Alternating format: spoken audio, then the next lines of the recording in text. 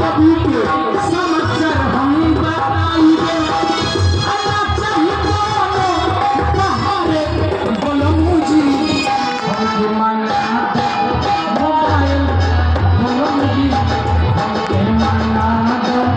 mobile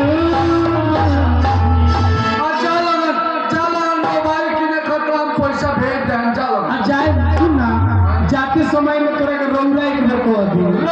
हां हाय दादा मैं बसे में उलिट जाए हां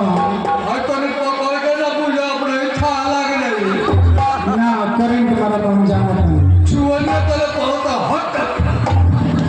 और लगे सब जाता नहीं सब चल रहा है जाए सब हां चल चल